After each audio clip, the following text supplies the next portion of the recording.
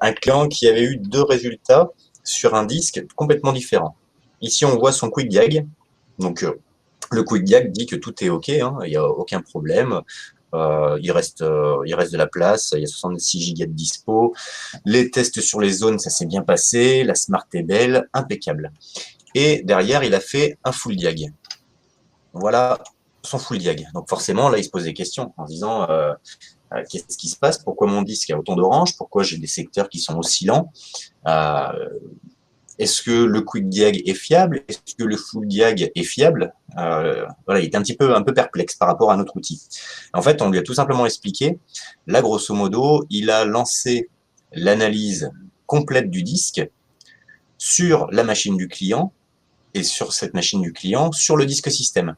Donc ça veut dire que au moment où SDC lançait le traitement, on travaillait déjà sur un disque qui faisait tourner Windows. Donc déjà les ressources étaient partagées. Derrière, on a peut-être un antivirus qui s'est mis en marche, une indexation, d'autres processus en arrière-plan qui ont travaillé et qui ont sollicité le disque. Donc au final, on n'était plus le seul. Donc sur du full diag, ça peut être très compliqué quand on est sur la machine client, sur le disque système en plus, d'avoir un full diag hyper propre. La solution, c'est de passer par l'ISO bootable, comme Rémi l'a dit aussi tout à l'heure. Quand vous lancez l'ISO, vous avez un bloqueur en écriture, c'est-à-dire que même notre Windows PE qu'on a incorporé dans la clé USB n'a pas la possibilité d'aller communiquer avec les disques de la machine. Donc on est vraiment sur une autoroute, on est les seuls au monde, et là on va pouvoir faire du full diag qui va être justement la même qualité que la qualité du Puma Cloner. On va vraiment encapsuler le disque et il n'y a que SDC qui va travailler et personne d'autre. Donc voilà, si vous faites du quick diag, le quick diag, il est fiable, il n'y a aucun problème. Si vous avez un disque effectivement qui vous met un warning, dans ce cas-là, vous pouvez faire un full diag. Mais attention, si vous êtes sur un disque système, sur la machine du client directement, les processus peuvent grignoter des ressources et vous permettre malheureusement de ne plus avoir une courbe hyper linéaire et de générer beaucoup de ralentissement. Ouais, je vais reformuler ça parce que c'est vrai que là, il y avait beaucoup d'informations techniques. Il y a une information importante à comprendre là-dedans, dans vos manières d'utiliser les différentes versions. On a fait l'effort de fournir différentes versions, installables, portables, bootables, pour coller à l'ensemble des besoins.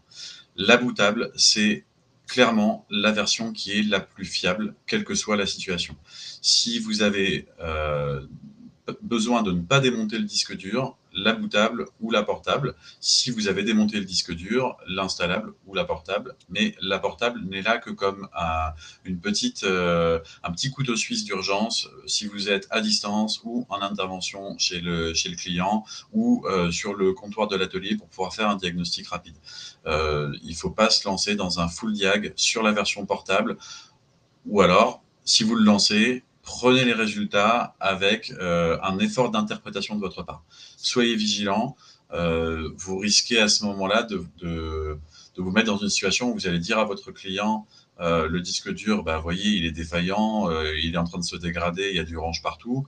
Alors peut-être que ça va vous rapporter de l'argent, certes, mais si le client ne vous demande pas de changer le disque dur et qu'il refait un test avec un autre outil derrière lui, qui lui dit bah non, votre disque dur est parfaitement bon, il risque de remettre en question la confiance qu'il a en vous et ça serait dommage.